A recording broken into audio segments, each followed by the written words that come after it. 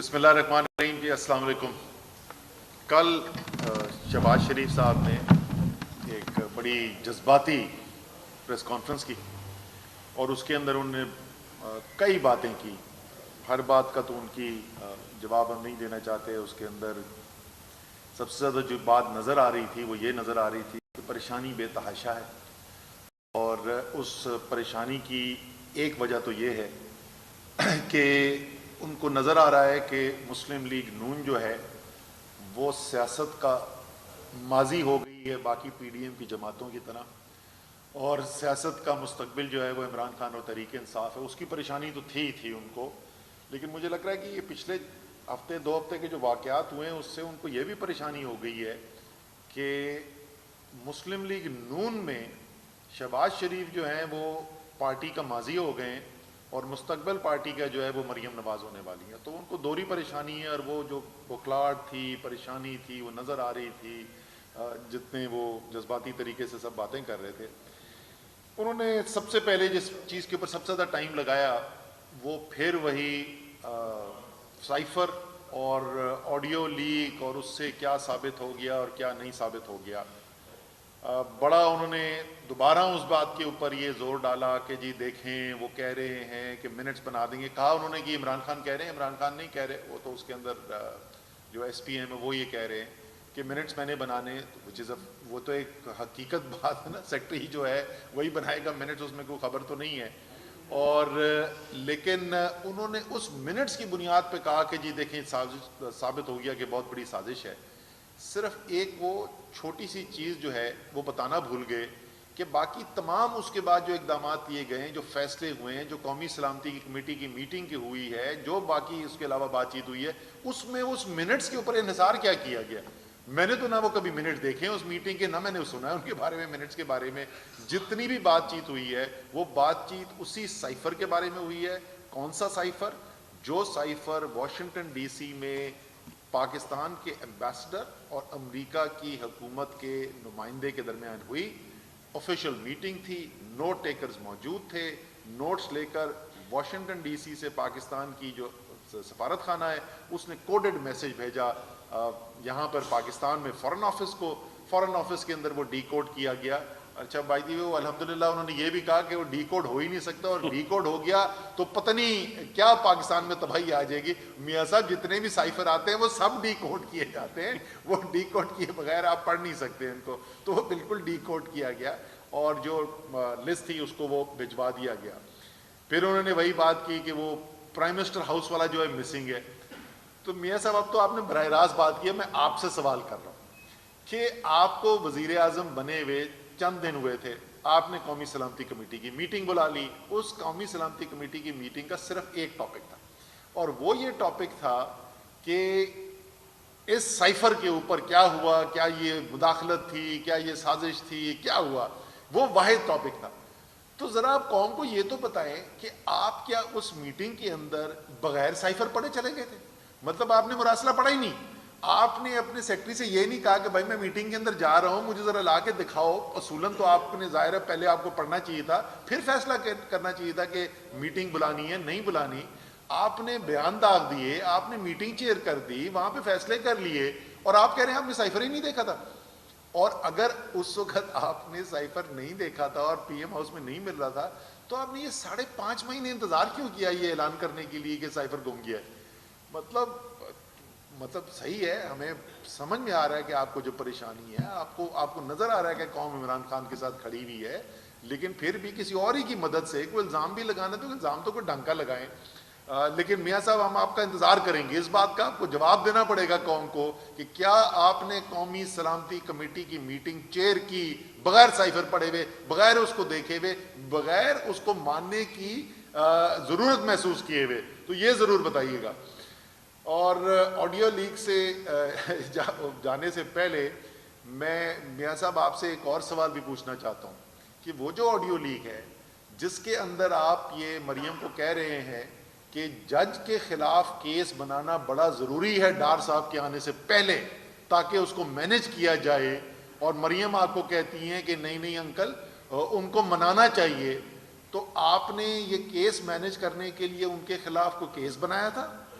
یا آپ نے منانے کی کوشش کی تھی؟ یہ بھی ذرا قوم کو بتا دیں، کیونکہ اتنی سارا پاکستان اس آڈیو کو سن چکا ہے، بڑا تجسس ہے لوگوں کو کہ آپ نے ان دونوں میں سے کون سا راستہ اختیار کرنے کی کوشش کی۔ پھر میاں صاحب نے یہ بات کی کہ سیلاب آ گیا ہے اور پتہ نہیں کیا کیا، اچھا وہ کوئی میرے خیال میں خاص انہوں نے کسی سے کہا تھا اردو لغت کے اندر جو ہے نا مشکل لفظ کو عمران خان کے لیے ڈھونڈ کے لائیں، پتہ نہیں صفاق تھے، پتہ نہیں کیا کیا کہا۔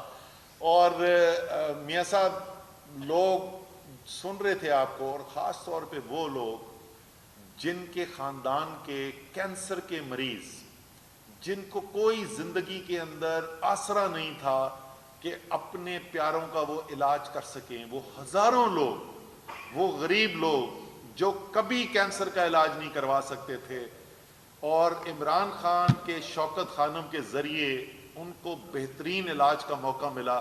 وہ سب آپ بات سن رہے تھے اور وہ کہہ رہے تھے کہ کیا کوئی صفاق آدمی ایسا ہو سکتا ہے جو اپنی زندگی کا اتنا بڑا حصہ خرچ کر دے لوگوں کی، بے یار و مددگار لوگوں کی مدد کرنے کے لیے۔ تو ذرا سوچ سمجھ کے الفاظ استعمال کریں۔ لیکن انہوں نے یہ الفاظ استعمال کیے سیلاب زدگان کے لیے۔ اچھا میاں صاحب آپ کے پاس شاید ابھی تک یہ نہ آیا ہو، ایک ابھی ریسرچ کی گئی ہے، اس ریسرچ کے اندر لوگوں سے پوچھا گیا کہ آپ کے خیال میں کون سی پارٹی ہے جس نے سب سے زیادہ سیلاب زدگان کی مدد کی، تو اس میں پہلے نمبر پہ جواب جو ہے وہ تھا تحریک انصاف۔ پھر سوال پوچھا گیا کہ کون سا لیڈر ہے جس نے سب سے زیادہ سیلاب زدگان کی مدد کی، اور اس میں نمبر 1 پہ جواب تھا عمران خان۔ پھر یہ پوچھا گیا کہ حکومتوں میں کون سی حکومت ہے جس سے سب سے زیادہ لوگ مطمئن ہیں کہ انہوں نے سیلاب زدگان کے لیے یا سیلاب کی جو تباہی ہوئی ہے اس کے لیے کام کرنے کی لیے کہا۔ پہلے نمبر پہ خیبر پختونخوا ہے، دوسرے نمبر پہ پنجاب ہے۔ پی ڈی ایم کی حکومتیں نہ پہلے پہ ہیں نہ دوسرے پہ ہیں۔ آپ کیوں عوام آپ کو یہ کہتی ہے؟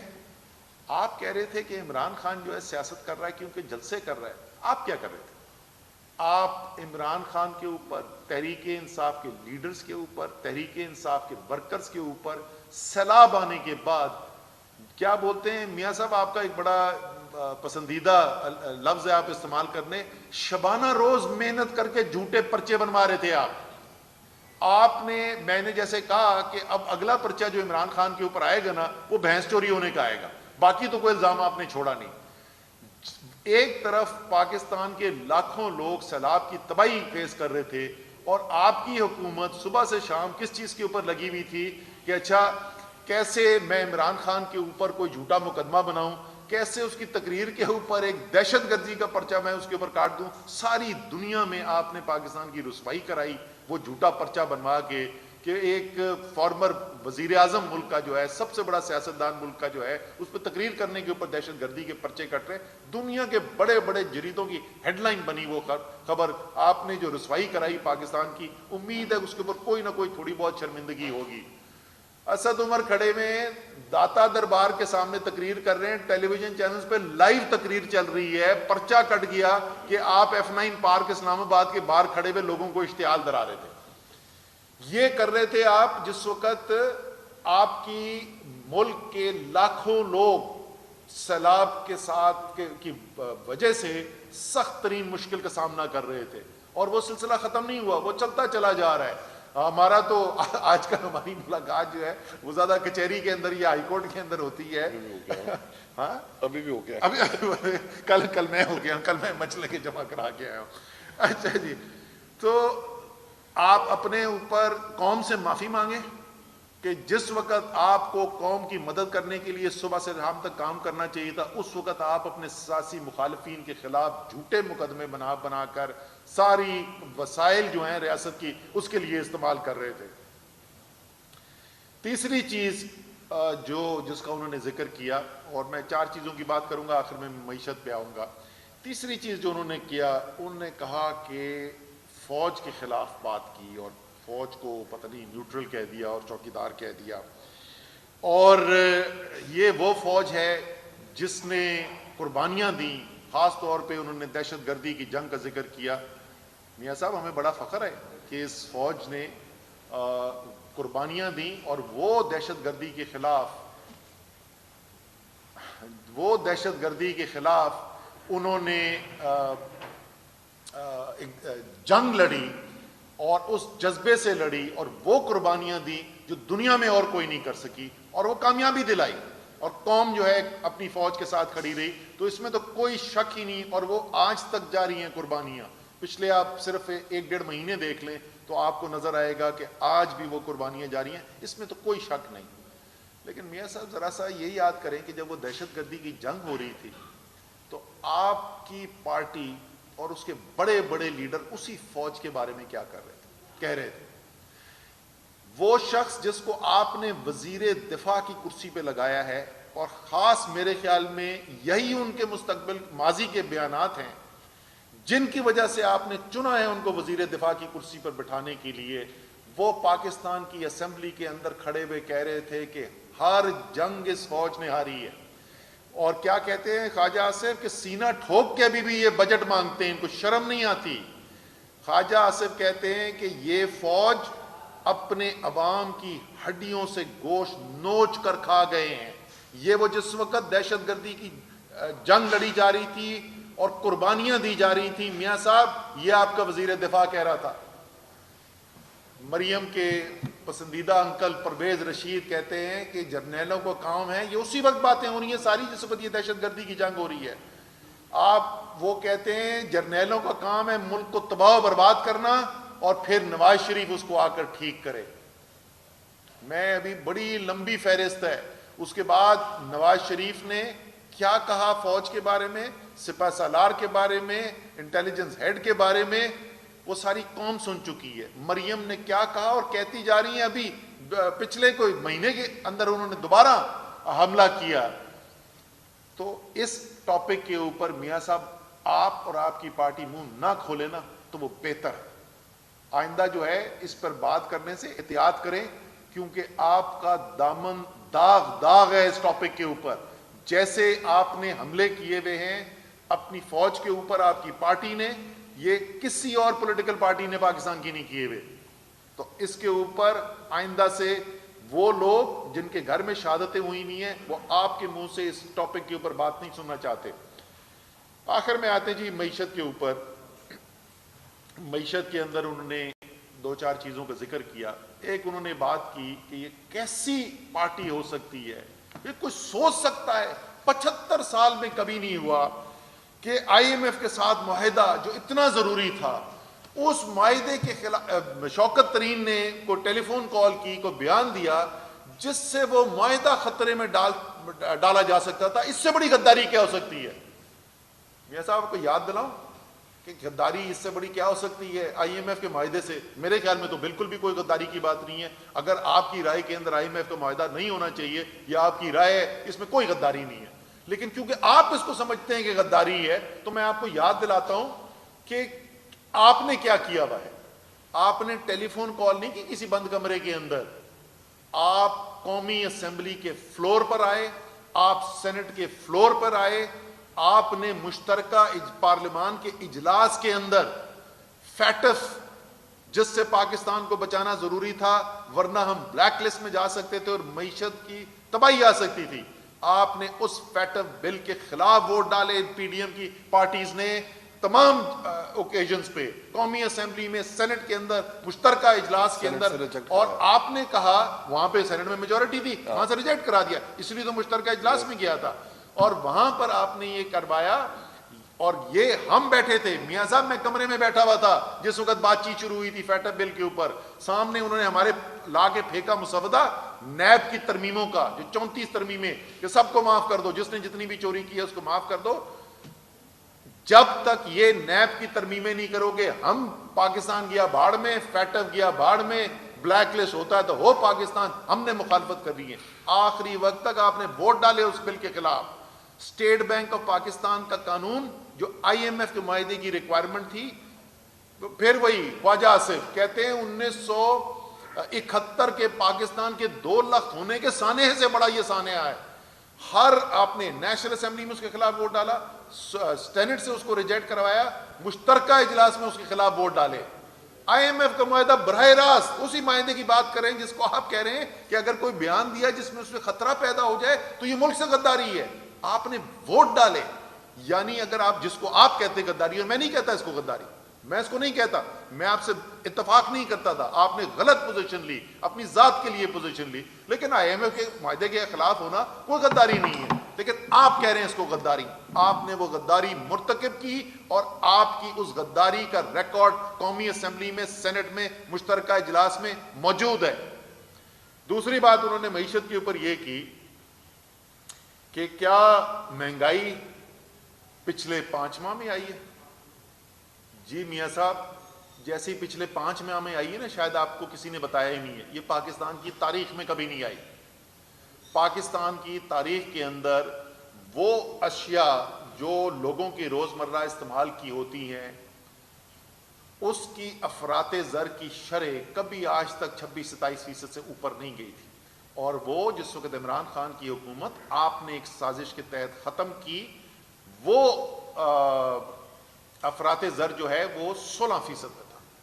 آپ کی حکومت میاں صاحب آپ اس کو 45% پہ لے کے گئے، 2.5 گنا اس کے اندر اضافہ کیا آپ نے. تو آپ کا سوال معصومانہ جو سوال تھا کہ کیا پچھلے 5 مہینے میں آئی، جی جیسے پچھلے 5 مہینے میں آئی پاکستان کی تاریخ کے اندر نہیں آئی. پھر وہ کہتے ہیں کہ پاکستان اگر ہم نہ آتے، ان سے بڑا کسی نے منطقی سوال پوچھا تھا کہ آپ تو پہلے دن سے اس اسمبلی کو کہتے تھے کہ یہ دھاندلی کی پیداوار ہے، آپ عمران خان کو سلیکٹڈ کہتے تھے، آپ دوسروں کو سلیکٹر کہتے تھے. ویسے میاں صاحب آج بتا ہی دیں یار، قوم کو بول دیں نا سلیکٹر کون تھا، ذرا نام لے کے تو بتائیں نا کون تھا سلیکٹر. وہ سلیکٹر بدل گئے کیا ابھی کوئی، یا وہی سلیکٹر ہے؟ ذرا بتا تو دیں. جس کو آپ 3.5 سال 3 سال 8 مہینے سلیکٹر کہتے رہے، عمران خان کو سلیکٹڈ کہتے رہے، اس اسمبلی میں اس نے پوچھا پھر آپ بیٹھے کیوں ہیں؟ آپ کے خیال میں تو یہ اسمبلی جالی تھی. انہوں نے کہا کہ اگر ہم یہاں پہ نہ بیٹھتے اور عمران خان کو سازش کر کے نہ گراتے تو پاکستان دیوالیہ ہو جاتا. میاں صاحب 2 چیزیں صرف میں قوم کے سامنے اور آپ کے سامنے رکھنا چاہتا ہوں. پہلا، دیوالیہ ملک ہونے والا ہے یہ نہیں ہونے والا، اس کے لیے عالمی کمپنیز ہیں جو ساری دنیا کے ممالک کی کریڈٹ ریٹنگ کرتی ہیں اور اس کریڈٹ ریٹنگ کے ذریعے بتاتی ہیں کہ اس ملک کے دیوالیہ ہونے کا کتنا خطرہ ہے. جس وقت عمران خان کی حکومت ختم ہوئی، اب ختم ہو گئی ہے عمران خان کی، اب کچھ نہیں، عمران خان مزید نہیں کچھ کر سکتے.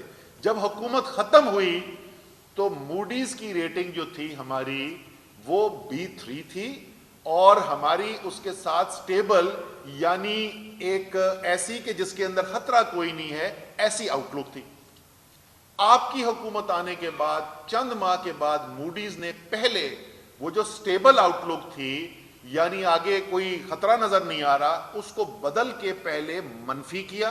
آپ کی ہماری B3 سٹیبل سے B3 نیگیٹو آؤٹ لک ہوئی، اور کل انہوں نے اعلان کیا کہ پاکستان کی کریڈٹ ریٹنگ کو ڈاؤن گریڈ کیا جا رہا ہے، B3 سے گرا کے CAA3 پہ لے آیا جا رہا ہے. یعنی آپ کے دیوالیہ ہونے کا خطرہ پہلے سے بہت زیادہ بڑھ گیا ہے. یہ تحریک انصاف نے نہیں کہا، یہ کسی پاکستان کی ایجنسی نے نہیں کہا، یہ وہ عالمی ایجنسی ہے جسے ساری دنیا کریڈٹ ریٹنگ کراتی ہے. وہ اعداد و شمار دے کے بتا رہے ہیں کہ میاں صاحب آپ نے دیوالیہ ہونے سے بچایا نہیں پاکستان کو. وہ پاکستان جس کا دیوالیہ ہونے کا کوئی خطرہ نہیں تھا، اس کو آپ دیوالیہ ہونے کے دانے پر لے کر آ گئے ہیں. دوسری چیز چلے وہ چھوڑ دیتا ہوں، بہت ٹیکنیکل ہے وہ میں چھوڑ دیتا ہوں، لیکن جو چند لوگ جو ہیں جو سمجھتے ہیں کریڈٹ ڈیفالٹ سواپ کو وہ ریٹ ہوتا ہے کہ کتنا خطرہ ہے، اور وہ عمران خان کی حکومت ختم ہونے سے پہلے، عدم اعتماد کی تحریک آنے سے پہلے 5% پہ صرف ہوتا تھا، آج وہ 22% کے اوپر پہنچ چکا ہے، 4.5 گنا اس کے اندر اضافہ ہو چکا ہے. تو میاں صاحب آپ پاکستان کو دیوالیہ کر رہے ہیں. آخر میں صرف میں 2 باتیں کروں گا. پہلی بات تو جو آڈیو لیکس کی انہوں نے بات کی اور انہوں نے کہا کہ یہ تحقیقات ہونی چاہیے، یہ بہت بڑی سازش ہے.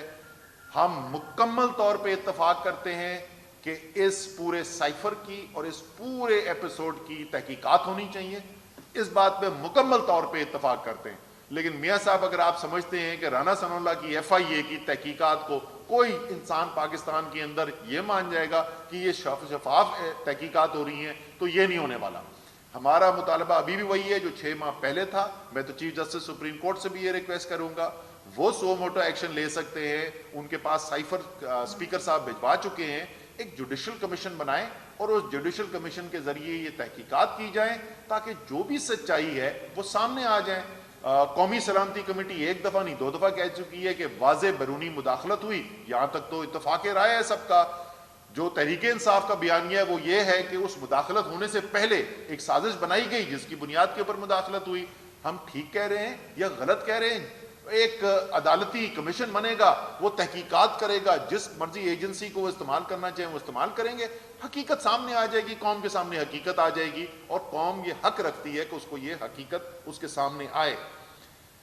دوسری اور آخری جو چیز میں کہنا چاہتا ہوں وہ یہ ہے کہ اس وقت جب میں نے ابھی آپ کو بتایا کہ کل موڈیز نے جا کر پاکستان کو ڈاؤن گریڈ کر دیا ہے اور یہ کہا ہے کہ دیوالیہ ہونے کا خطرہ شدید طریقے سے بڑھتا چلا جا رہا ہے, شدید ترین بحران کے اندر ہے ملک, وہ اس سطح کے اوپر ہے جو پاکستان کی تاریخ کے اندر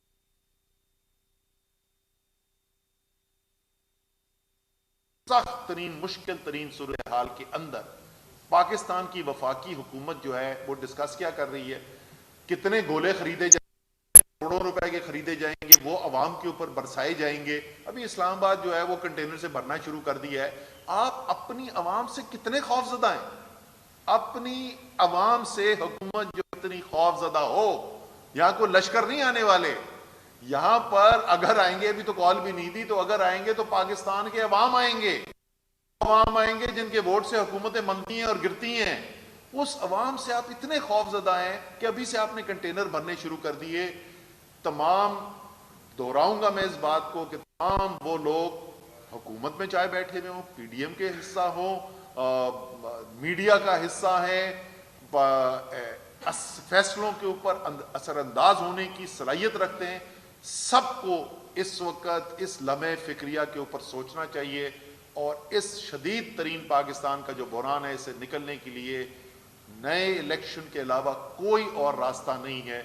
اس نئے الیکشن کا اعلان کیا جائے, اس کے لوازمات کے اوپر بات چیت کی جائے, تاریخ اس کی متعین کی جائے تاکہ پاکستان اس بحران سے نکل سکے, اور فیصلہ پاکستان کے عوام کریں. یہ واحد چیز ہے جو اس دن کل شہباز شریف نے ٹھیک کہی کہ فیصلہ پاکستان کے عوام کریں گے. میاں صاحب فیصلہ کرنے دیں عوام کو, میدان بھی حاضر ہے, گھوڑا بھی حاضر ہے, آئیں مقابلہ کریں عمران خان کا میدان کے اندر.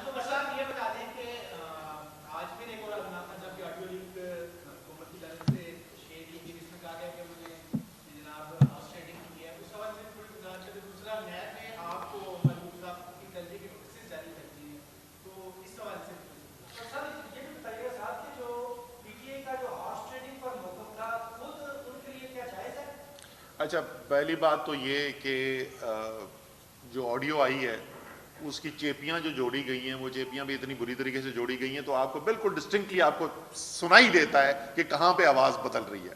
تو پتہ نہیں انہوں نے کدھر سے ادھر ادھر جوڑ کے کی ہے, لیکن سو ایکچوئل بات چیت کیا ہوئی تھی اور وہاں پہ کیا کہا تو وہ ایک الگ بات ہے, وہ پتہ کرنا پڑے گا. وہ جس کے پاس بھی اوریجنل, جس نے بھی یہ ریکارڈنگ کی ہوئی ہے, اس سے پتہ کرنا پڑے گا کہ ایکچوئل اس کے اندر کیا گیا, کہا کیا گیا تھا.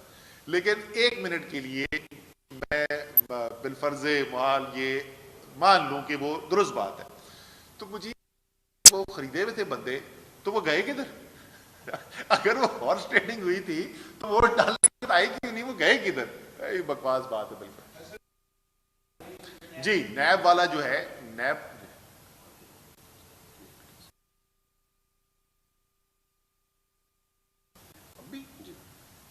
اچھا جی, یہ سیف اللہ نیازی کو سینٹ سے اٹھا لیا ہے. اگر یہ درست ہے تو ظاہر ہے انتہائی قابل مذمت ہے, اور کس چیز کے لیے ان کو اٹھا لیا گیا ہے یہ ظاہر ہے ابھی ہمیں پتہ نہیں, ابھی مجھے پتہ چلا ہے. اور خوف فراز پھیلانے کی لیے کوشش ہے. سیف اللہ نیازی تو اس کو حکومت کا بھی حصہ نہیں تھا.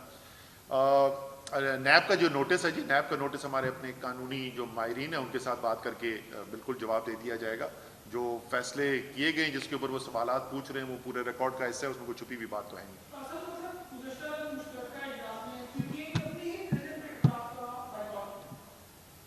دیکھیں وہ تو اسمبلی کے اندر ہم جان ہی رہے ہیں, تو صدر صاحب کا خطاب کا بائیکاٹ نہیں تھا, وہ اسمبلی کا بائیکاٹ ہے جو اسمبلی کا بائیکاٹ جاری رہا.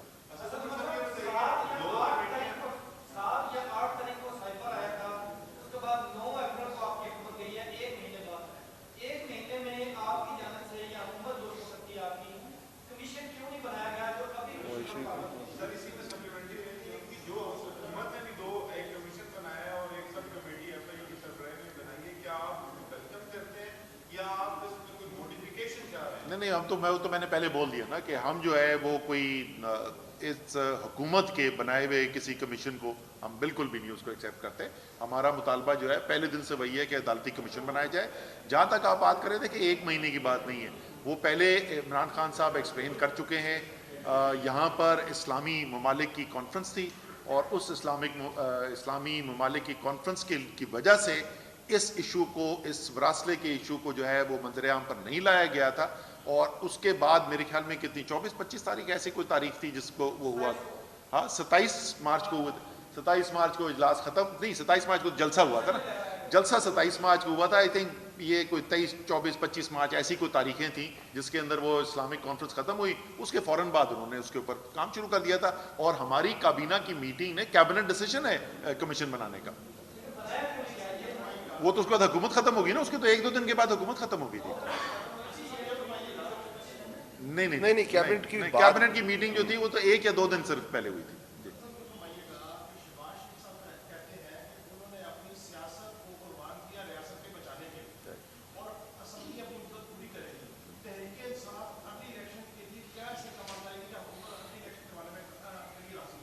اچھا یہ تو میں نے آپ کو بڑے تفصیل سے بتا دی نا, جس کو وہ کہتے ہیں کہ ریاست کو بچانے کے لیے, اور ریاست کو بچانے کی یہ کہتے ہیں نا ڈیفالٹ سے بتا دیا. میں نے آپ کو بتایا ہے, اپنے ذاتی رائے نہیں دی, میں نے آپ کو عالمی ایجنسی کی جو ساری دنیا کی کریڈٹ ریٹنگ کرتی ہے اس کی میں نے آپ کو ٹھوس نمبر ڈیٹا دے کے بتایا ہے کہ جس وقت تک عمران خان تھے تو دیوالیہ ہونے کا خطرہ نہیں تھا, اور دیوالیہ ہونے کا خطرہ تو اب پیدا ہوا ہے. تو وہ تو بالکل ان کا جو بے معنی ان کا وہ ہے کلیم ہے, اس میں تو کوئی جان نہیں ہے. باقی کیا کریں, آئین اور قانون کے اندر رہتے ہوئے عمران خان نے پوری جدوجہد کی ہے.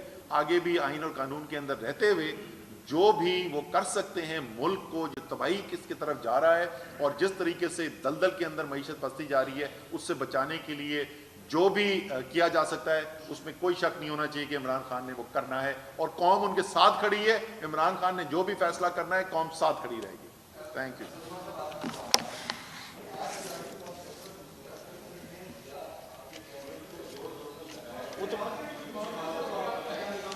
نہیں بالکل واضح ہے. میں تو بول رہا ہوں نا, اس کے اندر چیپیاں لگی ہوئی تو صاف نظر آپ آواز تو سنیں اس کی, بالکل بدل جاتی ہے وہ بیچ میں. میں یہ کہہ رہا ہوں کہ انہوں نے مختلف چیزیں جوڑ کے 2 لفظ ادھر سے اٹھائے, 4 لفظ ادھر سے اٹھائے اور اس کو جوڑ دیا.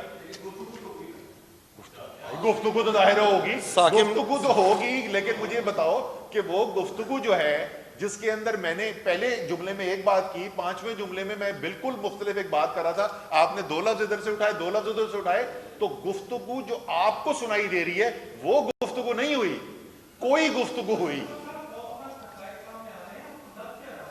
کس چیز کے؟ دیکھیں ہم تو آپ کو کب سے بول رہے ہیں, ملک جو ہے آپ انتشار کی طرف لے جا رہے ہیں.